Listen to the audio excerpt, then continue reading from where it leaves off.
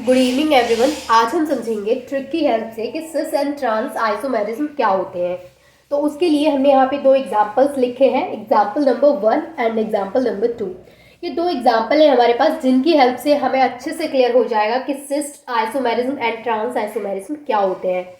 तो यहाँ इस वाले स्ट्रक्चर में आप देख पा रहे हैं कि क्लोरीन जो है वो सेम साइड है और यहाँ पर जो क्लोरीन है वो ऑपोजिट साइड है। सिस में क्या होगा कि सेम ग्रुप या फिर कह सकते हैं सेम एटम्स वो सेम साइड में होंगे, जैसे दोनों क्लोरीन क्या है सेम साइड में है। और यहाँ पर हम बात करें क्लोरीन की तो यहाँ पर भी दो क्लोरीन है इस स्ट्रक्चर में, बट जो क्लोरीन है वो क्या है वो अपोजिट साइड में है। अगर मैं बात करूँ ये वाला क्लोरीन यहाँ से हटके यहाँ आ जाता है तो क्लोरीन क्या हो जाएंगे सेम साइड में हो जाएंगे, तब ये भी सिस हो जाएगा। लेकिन अभी फिलहाल में हम क्या कह सकते हैं कि क्योंकि यहाँ पर दोनों जो क्लोरीन है वो सेम साइड में है तो ये क्या बोला जाएगा, ये बोला जाएगा सिस।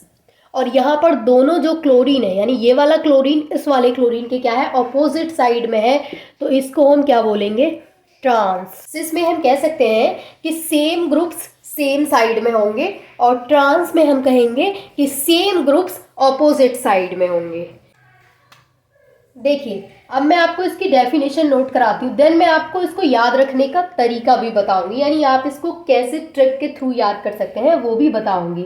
सबसे पहले मैं आपको इन दोनों की डेफिनेशन बताती हूँ, सिस एंड ट्रांस की। तो सिस की डेफिनेशन क्या है कि सिस में सिमिलर ग्रुप्स या फिर सिमिलर एटम्स वो सेम साइड में प्रेजेंट होंगे, और ट्रांस में क्या है कि जो सिमिलर ग्रुप्स होंगे वो सेम साइड में ना होकर के वो ऑपोजिट साइड में प्रेजेंट होंगे। क्लियर।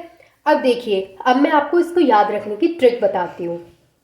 देखिए याद करने की इसकी ट्रिक क्या रहेगी, तो जैसे हम अगर सिस है, सिस को अगर हम हिंदी में लिखेंगे तो ये किस से स्टार्ट होगा, फर्स्ट स से स्टार्ट होगा। और सिस में मैंने आपको क्या बताया कि सिस में जो सिमिलर ग्रुप्स या फिर सिमिलर एटम्स होंगे वो सेम साइड होंगे, यानी कि मैंने आपको बताया कि सिस में क्या होंगे, सिस में सेम साइड होंगे। और सेम को अगर हम हिंदी में लिखेंगे तो ये भी किससे स्टार्ट होगा, स से स्टार्ट होगा, यानी दोनों का फर्स्ट लेटर क्या है स है। तो इन दोनों में आप देख सकते हैं कि दोनों का ही फर्स्ट लेटर अगर हम हिंदी में देखें तो वो स आ रहा है। अब इस ट्रिक के थ्रू कैसे याद रख सकते हैं इसको, कि जैसे मान लीजिए मेरे पास ये एग्जाम्पल है,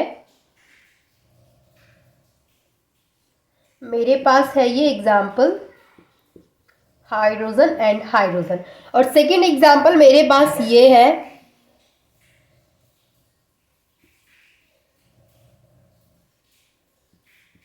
यहाँ पर हाइड्रोजन और यहाँ पर CH3।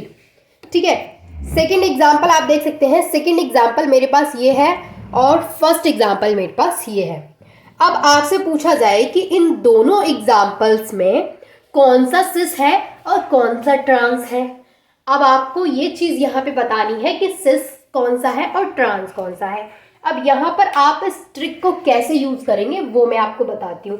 जैसे मैंने आपको बताया कि सिस में क्या होगा, सेम होगा, सिस में सेम होगा, यानी कि जहाँ पर हमें सेम ग्रुप्स या फिर सेम एटम्स दिख जाएंगे तो सेम का स और सिस का स, दोनों का जो फर्स्ट लेटर है वो क्या है स। तो यहाँ पर हमें सेम दिख गए, सेम मतलब स, तो ये जो सेम होंगे वो कौन सा होगा, वो सिस होगा।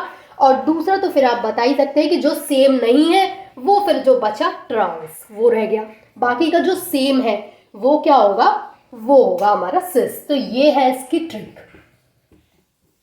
आप इसको बहुत इजीली याद रख सकते हैं कि सिस का फर्स्ट लेटर स हो गया, सेम का फर्स्ट लेटर स हो गया, और जहां पर भी स मिल गया यानी जहां पर भी सेम मिल गया वो सिस हो गया। तो ये क्या है सेम, तो ये क्या हो गया, ये सिस हो गया। और ये क्या है अपोजिट, तो ये क्या हो गया, ये ट्रांस हो गया। क्योंकि ये अपोजिट भूल जाइए, चलिए ये याद रखिए कि सेम नहीं है, यहाँ पर क्या है ये जो ग्रुप्स है वो सेम साइड है, और जब सेम साइड होंगे तो सिस होगा। लेकिन यहाँ पर क्या है सेम नहीं है, सेम नहीं है तो जाहिर सी बात है कौन सा बचा ट्रांस, तो वो ट्रांस होगा। तो ये थी इसकी छोटी सी ट्रिक। आई होप कि ये ट्रिक आपको पसंद आई होगी एंड आपको समझ में आ गया होगा कि सिस एंड ट्रांस आइसोमेरिज्म को किस तरीके से आप बता सकते हैं। And thank you so much for watching this video.